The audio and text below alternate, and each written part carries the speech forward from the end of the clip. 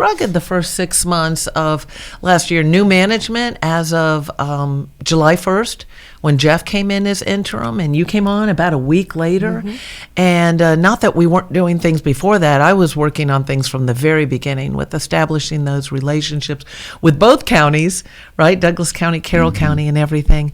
But having y'all come in that month to me was like a game changer. And the only other thing I'd say in regards to that is so much has happened that it's hard to imagine that was just July.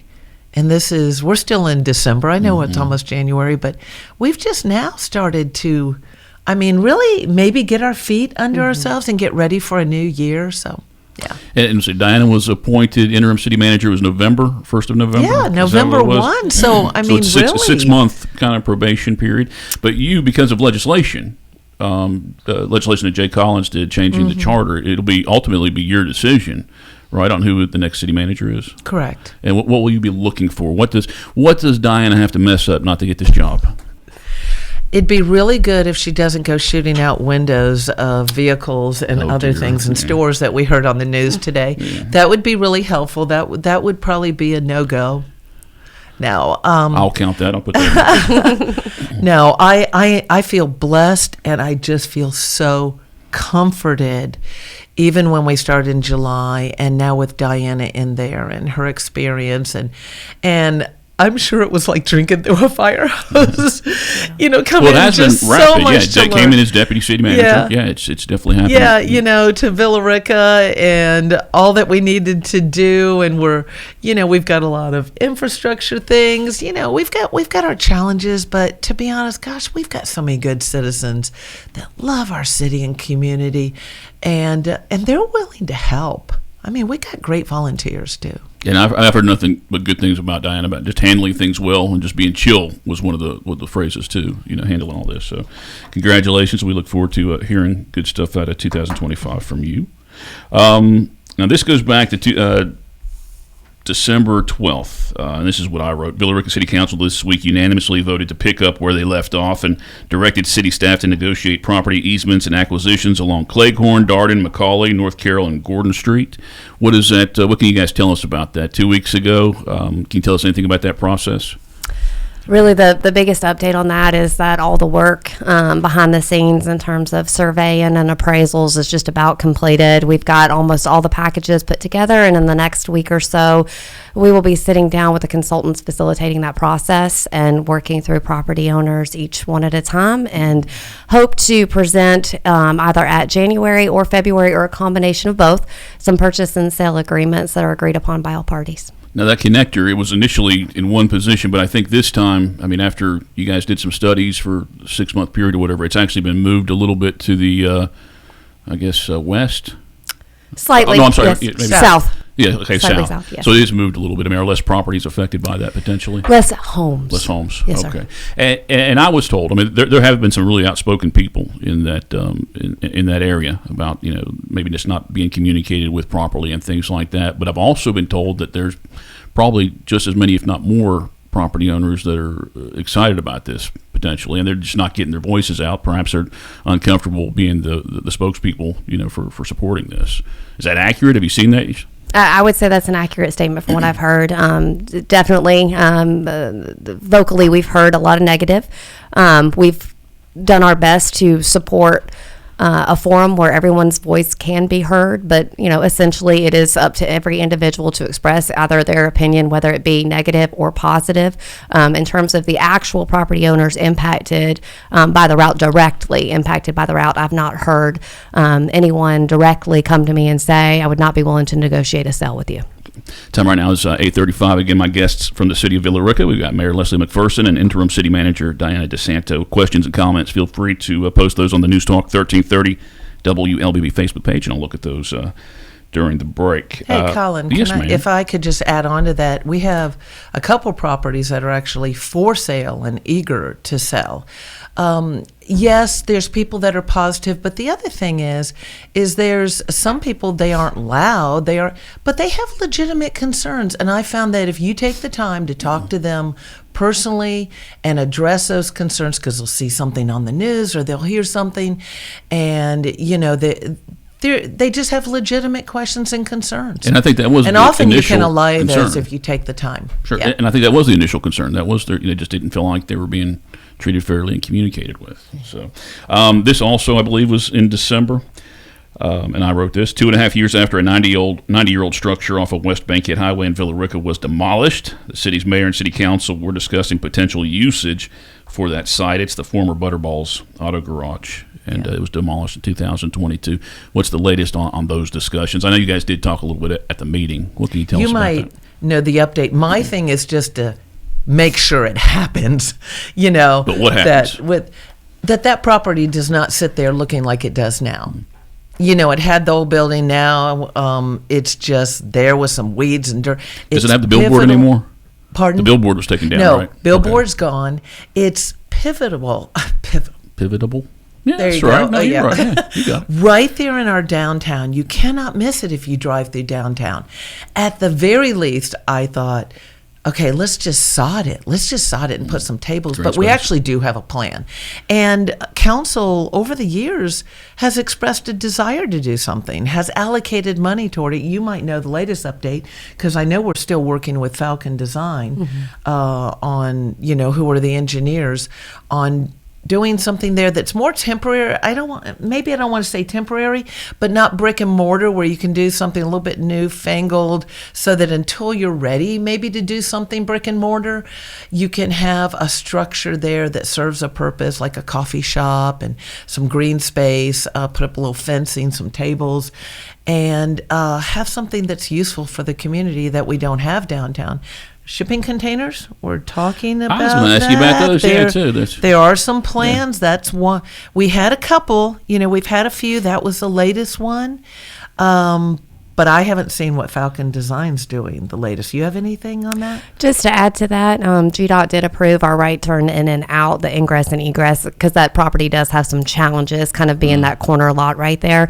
So we do have that approved. But ultimately, I think this is a really good opportunity with a public-private partnership to get our Downtown Development Authority involved and really see this project over the finish line, working with local developers and really kind of getting input on the best use for that property.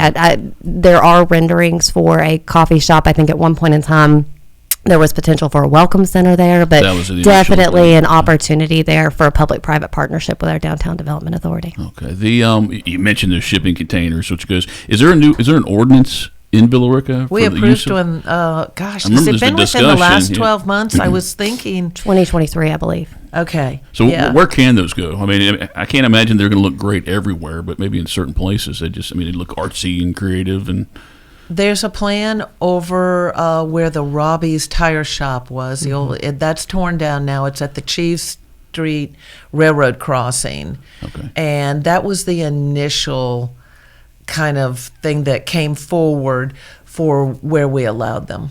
Mm-hmm. Okay. I think landscape's really important, no matter what you do.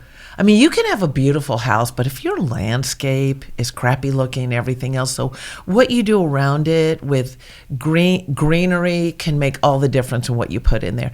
But yeah, I think we definitely want something that would look well. It's creative. It is interesting. But would it mostly house a restaurant or like a hip little retail shop, or what would you guys see going in those?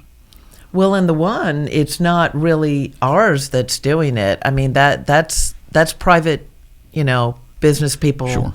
Totally. But you wouldn't poo-poo on anything that they brought before city council. They wouldn't. I guess they wouldn't have to rezone it if that's what it was already. if you guys zoned it for that. Okay. Time right now is 8:40, and we're talking with Villa Rica Mayor Leslie McPherson and Interim City Manager Diana DeSanto for City of Villa Rica. We'll take our first break, come back and continue our conversation. Community Voice is brought to you by Tanner Health System and Oak Mountain Academy. Consider the Mobius strip. Take a strip of paper, twist it, connect the ends. This connection forms a continuous loop. Seamless, infinite. That's how your healthcare should be too. At Tanner Health, the Mobius is our symbol and our promise, representing our continuum of care and our commitment that the services you need will be here for you always. We're not just changing healthcare, we're redefining it. See more at tanner.org. The customized academic scholar journey at Oak Mountain Academy is individually designed to provide students with a personalized, clearly defined academic track that earns the student a series of distinctions upon graduation. This journey enables academically driven students to pursue a focused, rigorous course of study personalized to their wants and desires. I'm Patrick Uran, head of school, inviting you to journey with us on the mountain. For more information, visit us at oakmountain.us. Discover your journey at OMA. Prepare, explore, and achieve.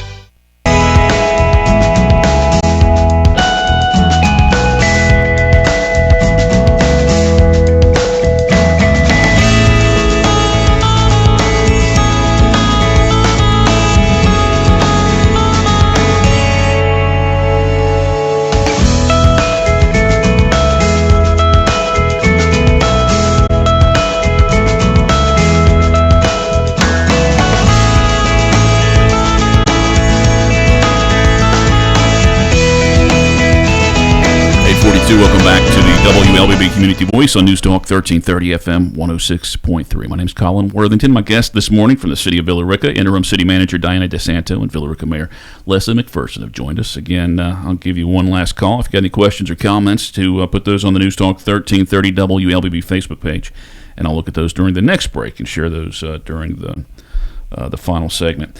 The tax allocation district, that's where are we with that? I mean, is Villa Rica, still struggling to meet promises or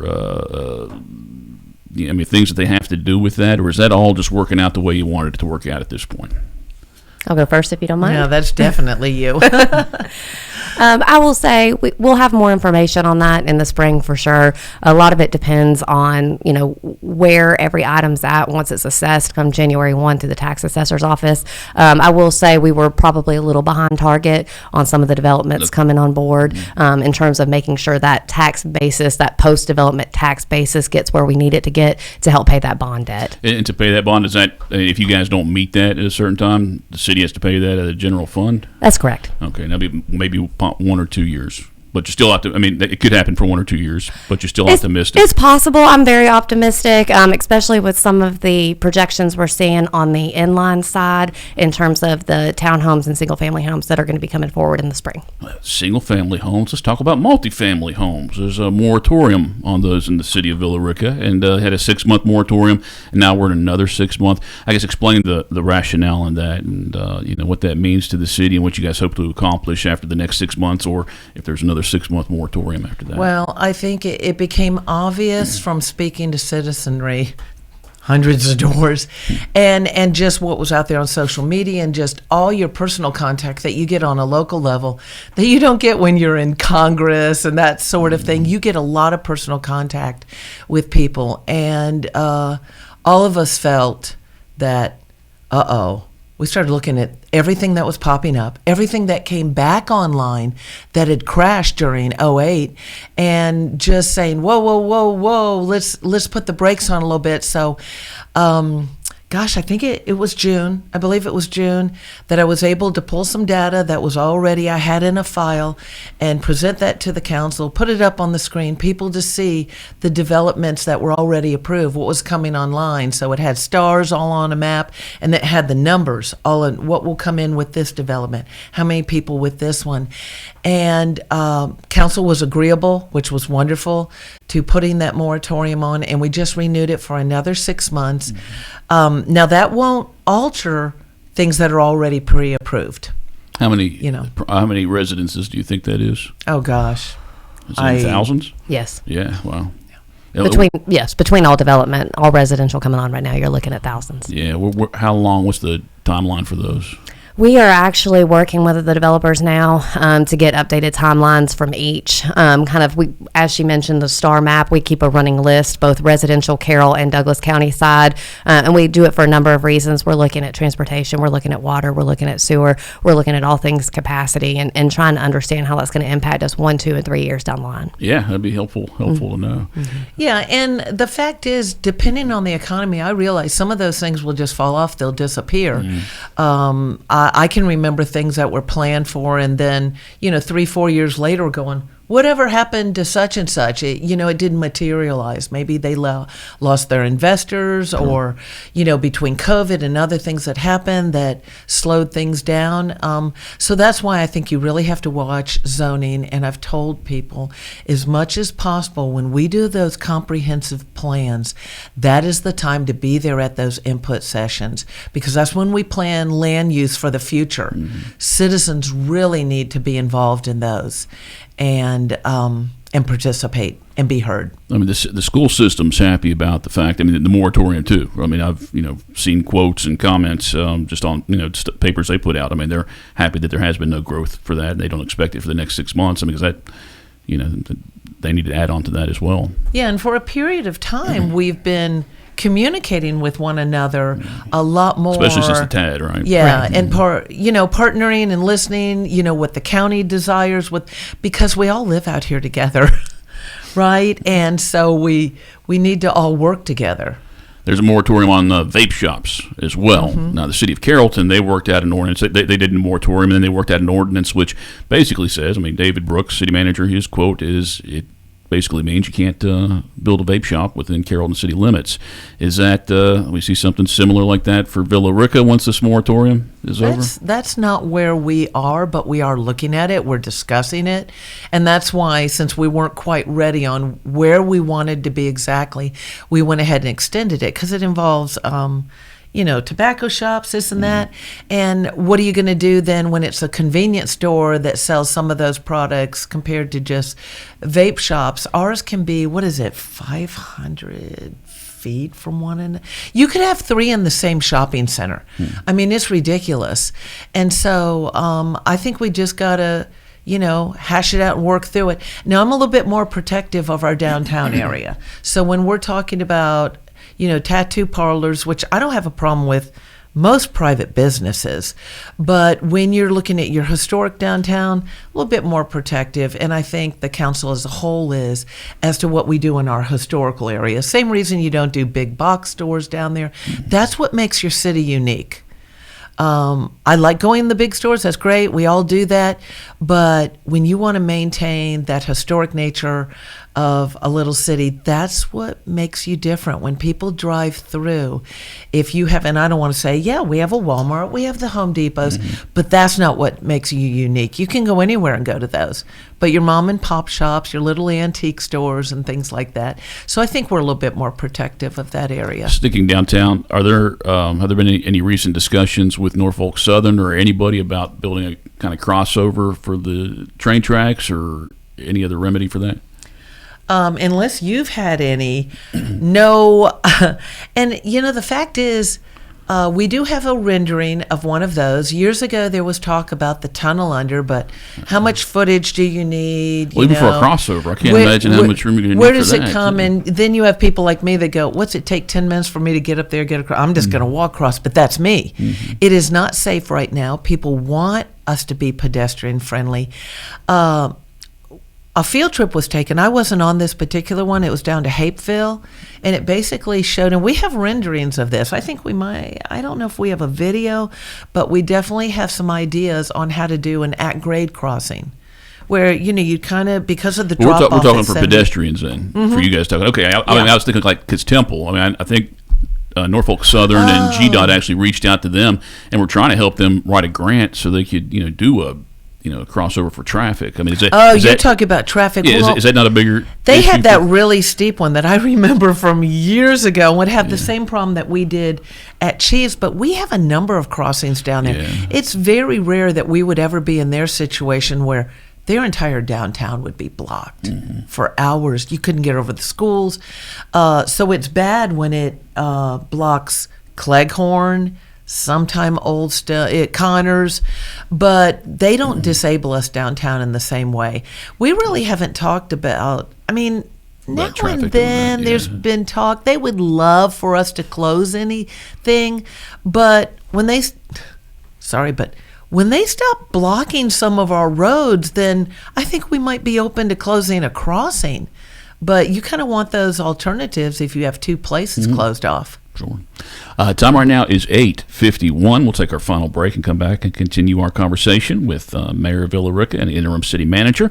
Community Voice is brought to you by Tanner Health System and Oak Mountain Academy. Consider the Mobius strip. Take a strip of paper, twist it, connect the ends. This connection forms a continuous loop. Seamless, infinite. That's how your healthcare should be too. At Tanner Health, the Mobius is our symbol and our promise, representing our continuum of care and our commitment that the services you need will be here for you always. We're not just changing healthcare, we're redefining it. See more at tanner.org. The World Language Scholar Journey at Oak Mountain Academy is designed to provide students with a clearly defined, curriculum-based track to acquire essential knowledge and skills for success in biliteracy fields of study. The successful completion of this journey provides colleges with a method to recognize a rigorous foreign language immersion experience for all students at Oak Mountain Academy. I'm Patrick Duran, head of school, inviting you to journey with us on the mountain. For more information, visit us at oakmountain.us. Discover your journey at OMA. Prepare, explore, and achieve.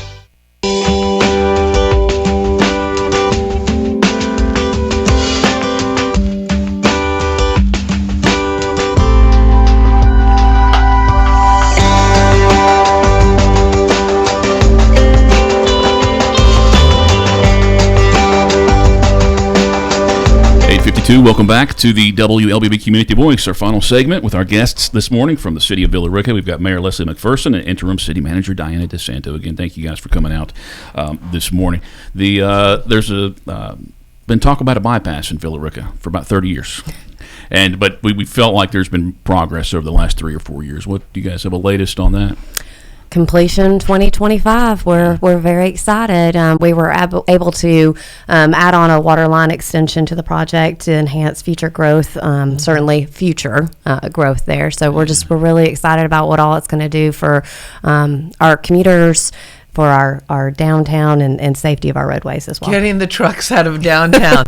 You know, you would have heard that before I even lived in Georgia. Mm-hmm. Trucks downtown, and that's the thing about the state roads. We don't control it. Once it's given over to GDOT or they already own it, you know, if we were to give a road to them, for instance, I mean, you can do that, but you have to realize the downside is you lose complete control. You don't do anything on that road or across that road without permission.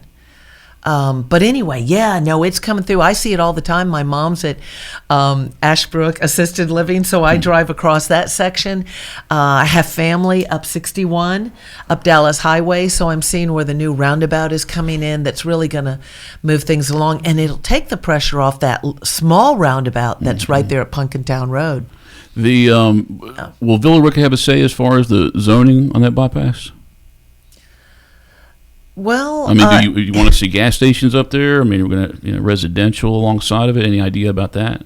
Fortunately, Villa Rica actually owns a good portion of some of the properties on the other side. At least our industrial board has some ownership there. So I do think we'll have a good bit of say in the future on what gets built along the bypass. Good deal. So that conversation will have all to the come way up up next to year. Dallas Highway. A lot of people don't realize. They know the bypass is coming, but what they have to realize at that point, 61 no longer comes into that downtown area. Mm-hmm. We that becomes ours. We own it. We can do what we want with Main Street. We can control the speed limit. We can redesign our downtown. And then when you get on by Happy Valley Church there at Dallas Highway and head north, that stretch that is state highway all becomes ours, up past in front of the hospital up to the little roundabout.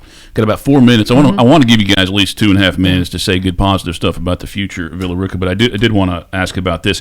That property off of 61, that multi-use or a planned use development, and it was granted for developers several years ago, the long-discussed Avamore project. There was concerns this time. A lot of people were talking about they're hearing this, data system was coming out there, that you guys allowed for their zoning to last another year, but that does not include the ability to put a data center in there. I mean, would you be against that data center? I mean, just based on the community's concern, if they decided they wanted to come back and ask and add that, because that could still be a possibility, I guess, in the next year. I would just say for myself, to make a decision or give an opinion on something where I don't feel like I would have the questions answered, that I would need. That's what they haven't done. You guys asked them several things to update things. I know some about data centers based on even Douglas County, and just because I read incessantly articles and all, and what they require and everything else. So for me, it would depend on the details. But otherwise, it's calling for like 900 separate residences, right? Yeah. But still no guarantee that's going to happen. Yeah, and there's other industry that you could have as well. So it'll just depend on, what is proposed, what's the specifics on it, what it would demand of us, what it would give to us. So you have to weigh your pros and cons. I was optimistic. It'd be done by the time I think 55 years old, right? Is that the age for it? I figured it'd be done by then. Yeah, the senior part of the so you can everything was there, right? Or you can just get on your bike or walk over to the assisted living. Everything all there with some commercial. I was fine with that. All right, guys, we have 3 minutes. Give me something positive or exciting, or just anything you want to say about the city of Villa Rica for 2025. Well, you can't not be excited about some of the things that are happening downtown, and I think Gabe's coming back is the tip of the iceberg, and I know it seems slow, but let me tell you, there's just an entire redesign. You will not believe it when you walk into that building, even if you took before and after pictures. And that's only the beginning. That helps the businesses that are aside from there. It's almost like an anchor store then, I guess. Yeah, and the city is constructing behind there additional parking that will service both the mill and any businesses there, with sidewalks and the WIC buildings back there. Right. You'll see the landscape going in. You got to come down. That's going to push the redesign and the, I would say, upgrading of what almost appears like an alleyway back there on Church Street. The back of those businesses, I think you'll see that entire area transform, and they're just the beginning. We have another business owner, local business guy, that has a whole plan for what he wants to do on the backside out of the basement area of Gabe's. And it's a tough time for small business. When you even see some of our small businesses downtown, hanging on by their fingernails, the whole shop local, making that a vibrant area. And I really believe even bringing that, connecting the Douglas County side to the Carroll County side and the two sections of town will assist that as well.